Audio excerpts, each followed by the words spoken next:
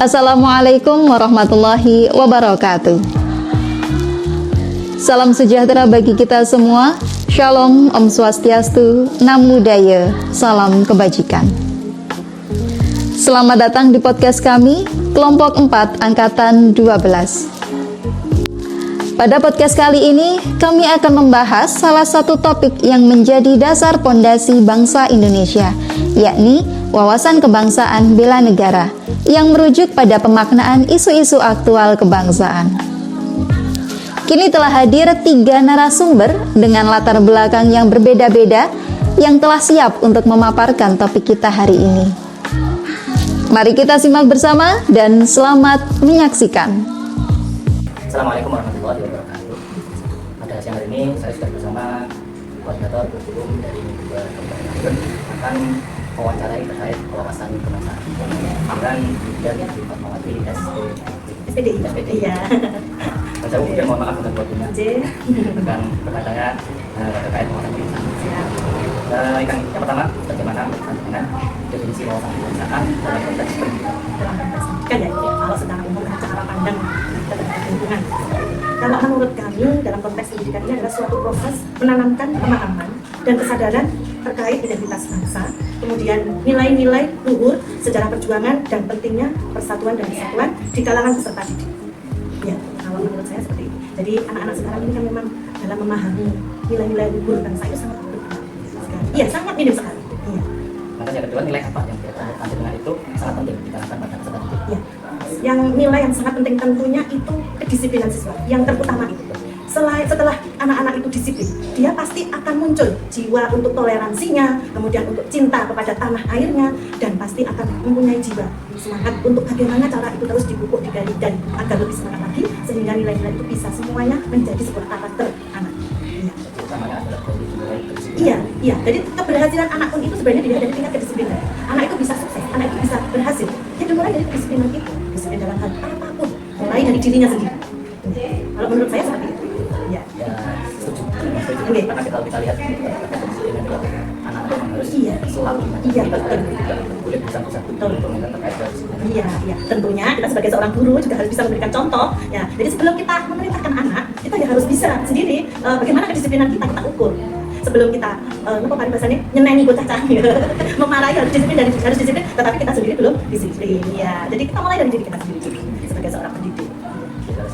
Sekarang melihat fenomena menurunnya rasa nasionalisme. Kan kalangan belajar itu ada yang belum mengacu ke negara dan sering di media sosial itu di Anak belum bisa, ya belum apa.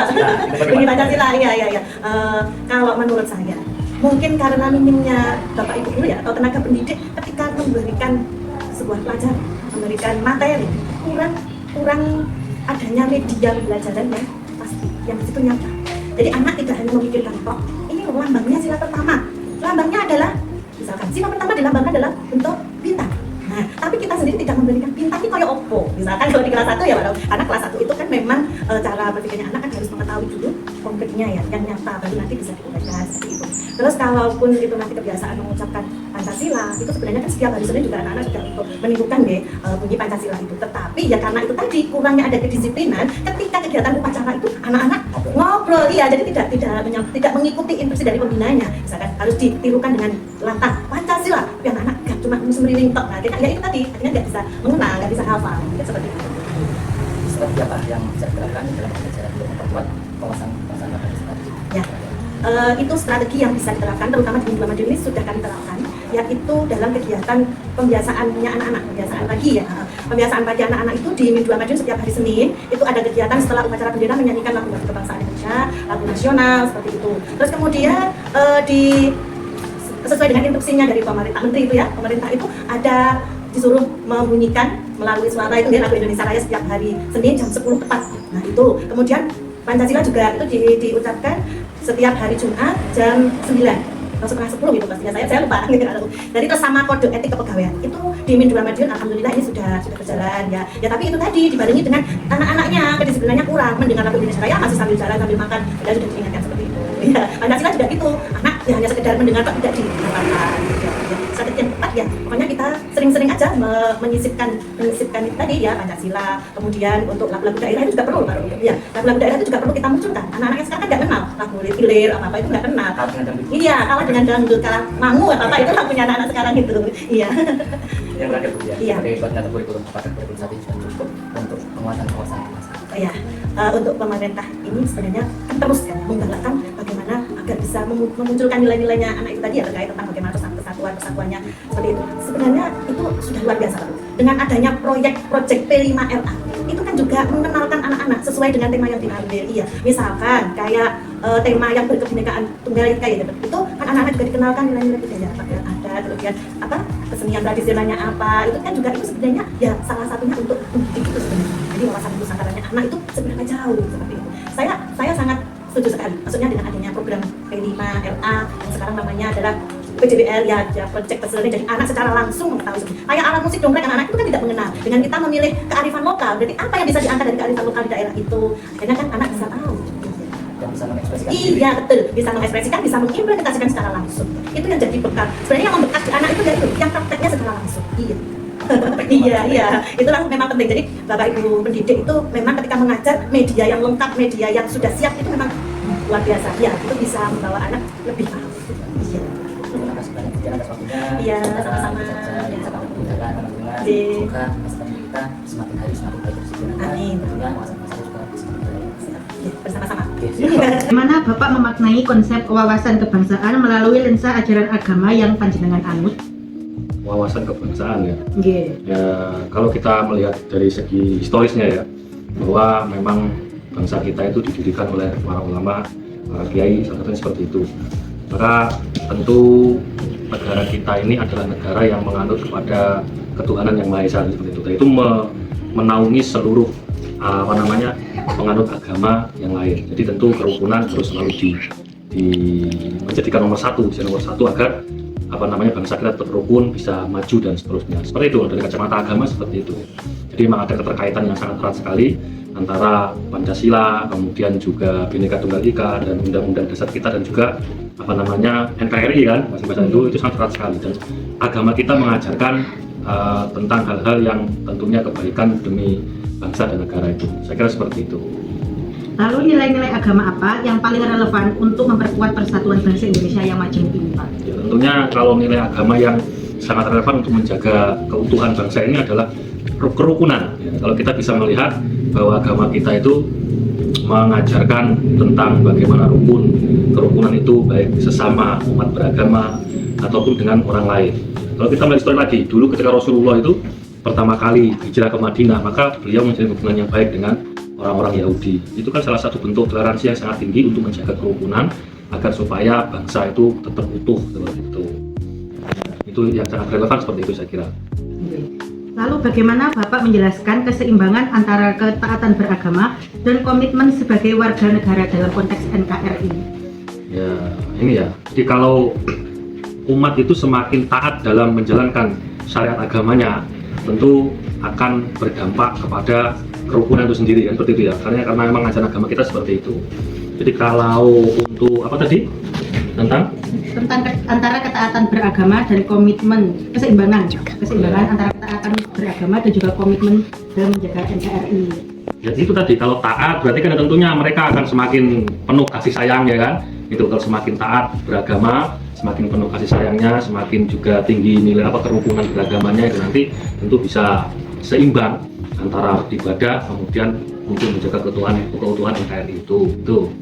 Lanjutnya nomor sekian. Strategi apa yang panjenengan dan lembaga agama lakukan untuk mempromosikan toleransi dan kebangsaan kepada masyarakat? Strateginya tentu kita mengajak masyarakat sekitar ya, terutama masyarakat yang ada di desa, di kampung, itu kita memberikan wawasan bahwa antara ajaran agama kita dengan tujuan didirikannya bangsa kita ini adalah sama. Dalam artian sama-sama mengajak untuk mensyukuri nikmat Allah ya atas berdirinya kemerdekaan atas bangsa negara ini. Jadi ya selaras saja seperti itu. Ya. Kemudian, bagaimana respon Bapak terhadap kasus kekerasan atau diskriminasi atas nama agama? kalau kekerasan itu dimanapun saya kira tidak bisa dibenarkan ya, dalam bentuk apapun dan mengatasnamakan apapun itu tidak bisa dibenarkan. Karena kalau dalam kacamata agama tentunya agama Islam tidak pernah mengajarkan kepada kekerasan ya, agama kita tuh nggak pernah mengajarkan kekerasan, bahkan kepada orang yang paling lemah pun kita itu dianjurkan, diperintahkan untuk saling mengasihi. Jadi kalau ada hal-hal tindakan kekerasan kemudian mengatasnamakan ini adalah perintah agama, berarti itu agama yang mana kan, seperti itu. Dan saya kira agama-agama yang juga sama, dari segi sosiologinya semua agama itu kan mengajak kepada kebaikan, merangkul kepada ketenangan, yang merangkul kemudian diajak bersama-sama untuk saling berjalan beriringan. Saya kira seperti itu. Jadi kalau ada yang mengatasnamakan agama kemudian kok melakukan kekerasan, ya tentu itu tidak selaras dengan ajaran agama. Itu apapun, agama apapun seperti itu. Lebih-lebih agama Islam. Kita banyak tahu bagaimana Islam itu melindungi bahkan yang lemah pun melindungi seperti itu. Lalu apa langkah konkret yang bisa diambil untuk mencegah hal tersebut? Tentunya jangan memberikan pemahaman yang baik bahwa Islam itu lebih mengedepankan kalau dalam bahasa tawasul itu modernitas ya, moderat itu, jadi ya tengah-tengah seperti itu. Jadi yang bisa dilakukan diberikan pemahaman kepada masyarakat bahwa ajaran agama Islam ataupun agama apapun itu tidak pernah mengenal yang namanya kekerasan itu, dan sebagai manusia secara kodratnya itu memang lebih suka kepada hal-hal yang tidak ada kekerasannya, semua kelembutan, kasih sayang, itu manusia itu kodratnya seperti itu. Jadi kita berikan pemahaman, kita berikan penyuluhan, tentu juga di pengajian-pengajian ataupun di pertemuan-pertemuan apa gitu ya, sehingga di lingkungan masyarakat itu paling penting itu adalah itu pemahaman yang secara utuh pada masyarakat tentang bagaimana Islam itu mengajarkan kasih sayang, bukan kekerasan, seperti itu. Lalu, menurut panjenengan, apakah pendidikan agama di Indonesia saat ini sudah cukup mengajarkan nilai-nilai tentang kebangsaan? Ya, kalau kita lihat memang selaras artinya memang cita-cita para pendiri bangsa dulu itu kan sudah diimplementasikan dalam kurikulum pendidikan agama, terutama di madrasah gitu kan. Selain mereka juga dibentuk karakternya, tentu karakter itu tujuannya adalah untuk mengarahkan kepada para siswa atau didik itu untuk bisa memahami secara utuh bagaimana setiap pendiri bangsa, sehingga bisa melakukannya seperti itu, mewujudkannya, dan tentunya itu sudah selaras, saya pikir seperti itu, sudah bagus, sudah sejalan dengan tujuan yang bagus seperti itu. Lalu kemudian apa pesan Bapak untuk generasi muda agar bisa menjadi agen pemersatu bangsa yang tetap teguh pada nilai-nilai agama?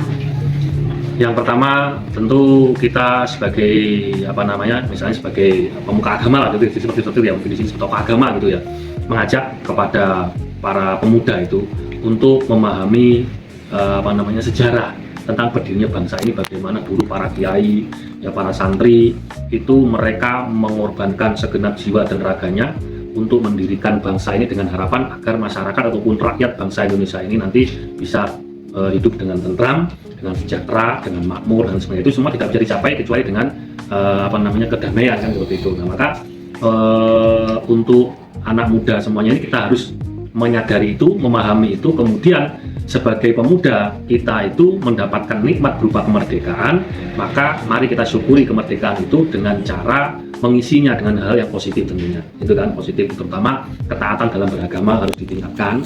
Karena kalau taat dalam beragama itu meningkat, ketaatan meningkat, maka nanti akan berjalan secara lurus ya, berjalan lurus berdampingan dengan karakter. Nah, ini yang paling penting, karakter. Nah, kemudian itu akan bisa terwujud, ya, akan bisa mewujudkan bagaimana Indonesia ini bisa menjadi negara yang aman, yang tentram. Jadi untuk para pemuda itu kita sadari, kita ingat sejarah, kemudian kita syukuri kemerdekaan itu dengan mengisinya dengan hal positif. Saya kira itu ya, terkait hal-hal yang tadi saya tanyakan. Terima kasih Pak. Iya, sami-sami. Baik Bapak, saya akan bertanya mengenai konsep dan kebijakan wawasan kebangsaan. Yang pertama, sebagai pejabat publik, bagaimana Bapak memaknai wawasan kebangsaan dalam konteks pembangunan nasional pada saat ini? Wawasan kebangsaan bagi saya sebagai pejabat publik itu hanya bukan slogan, melainkan panduan praktis dan setiap kebijakan dan tindakan. Dalam konteks pembangunan nasional, wawasan kebangsaan ini dimiliki sebagai keuntungan untuk membangun Indonesia. Prioritas yang perlu dilakukan itu adalah pada kepentingan nasional. Kemudian kepentingan itu dalam rangka penguatan persatuan dan kesatuan, di mana hal-hal yang perlu dilakukan adalah pemanfaatan potensi lokal. Saya berkomitmen untuk mendorong kebudayaan masyarakat, mengembangkan ekonomi lokal dan melestarikan budaya dan sebagai integral dari pembangunan nasional. Kemudian yang kedua, kebijakan konkret apa yang telah Bapak implementasikan untuk memperkuat wawasan kebangsaan di wilayah kerja Bapak? Beberapa kebijakan konkret untuk memperkuat kebangsaan wawasan kebangsaan di wilayah kerja, terutama di daerah sini. Yang pertama adalah pendidikan kewarganegaraan, yaitu meningkatkan kualitas pendidikan kewarganegaraan. Kemudian penguatan nilai-nilai kebangsaan melalui kegiatan budaya. Karena di budaya ini sangat penting, seperti festival budaya, daerah, lomba-lomba seni dan olahraga.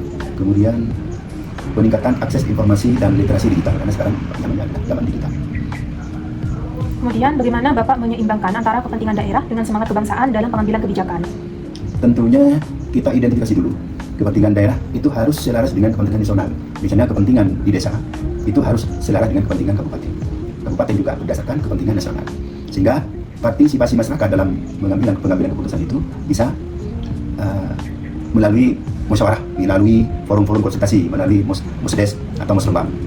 Selanjutnya, untuk di era digital ini, hoax kan seringkali memecah belah persatuan.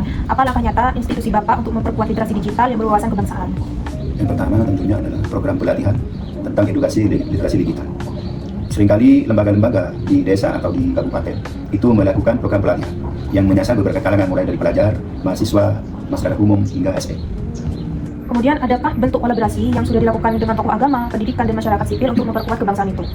Tentunya ini harus dilakukan. Beberapa bentuk kolaborasi, yaitu dengan tokoh agama, dialog dan diskusi dengan tokoh-tokoh agama untuk memperkuat toleransi, saling pengertian, dalam hal ini adalah moderasi beragama. Kemudian penyebaran nilai-nilai moderasi beragama dalam kehidupan sehari-hari, baik di lingkungan masyarakat maupun di lingkungan instansi. Kemudian ada kerjasama dengan program sosial, misalnya berkolaborasi dengan tokoh agama. Sedangkan dengan tokoh pendidikan, adanya integrasi nilai-nilai kebangsaan dalam kurikulum pendidikan, pelatihan guru dan tenaga pendidikan, kemudian peningkatan kualitas pendidikan karakter. Sedangkan kolaborasi dengan masyarakat sipil, yaitu program pemberdayaan masyarakat seperti di desa. Maka perlu dukungan terhadap kegiatan sosial kemasyarakatan dari pemerintah desa ataupun pemerintah kabupaten.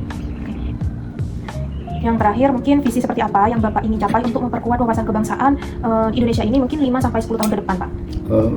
Kalau visi kebangsaan, wawasan kebangsaan 5-10 tahun, yang pertama adalah harapannya adalah berdaulat, mandiri, bermartabat. Indonesia yang mampu berdiri tegak di tengah percaturan global, mengendalikan sumber daya alam sendiri. Yang kedua adalah bersatu, bergotong royong dan toleran. Masyarakat Indonesia yang mampu mengatasi perbedaan suku, agama, ras dan antar golongan dengan semangat persatuan. Yang tentunya harus berkeadilan, adil dan makmur. Indonesia harus mewujudkan keadilan sosial bagi seluruh Indonesia. Kemudian yang terakhir adalah berinovasi, kreatif dan kompetitif. Mampu berinovasi, berkontribusi pada kemajuan bangsa.